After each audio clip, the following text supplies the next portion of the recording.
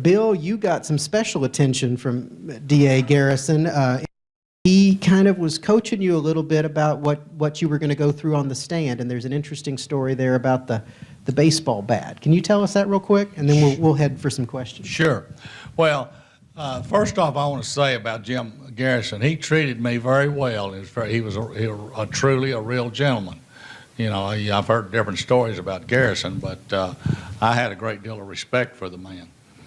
And obviously, before he put me on the stand, he asked me a series of questions. He asked me the same questions he was going to ask on the stand. And one of them was the direction that President Kennedy went in and kind of how sudden it was. And I made the statement, it was as if you had hit him with a baseball bat in the head. I mean, he just went across that seat. And he repeated that. He said, just like a baseball, hit him in the head. It wasn't that so much that he was coaching me, but he grabbed onto that, and he said, when you're on the stand, I want you to remember that and say it on the stand. So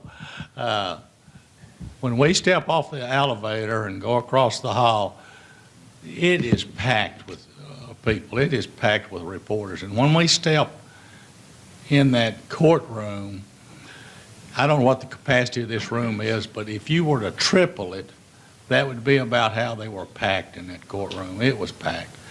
And I think I kind of lost it when I stepped in that room. But anyway, he examined me on the stand, and Clay Shaw's attorney asked me a couple of questions, and I pointed out where we were at.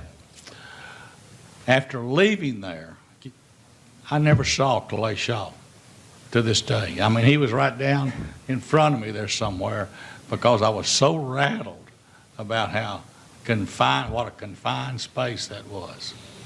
But so that's what you want me to say. Yeah, but you ended up not mentioning the baseball bat yeah, story. Yeah. And so at the end, at the end of his examination of me, and I make this statement, you know, he went across the seat, and I'm like this, and he's just looking at me, not saying anything. And he says, Mr. Newman, is there anything else you'd like to add? and I'm looking at him, and I say, no, sir. And he says, you're excused. You know, that's it. Wow. But I missed the punchline.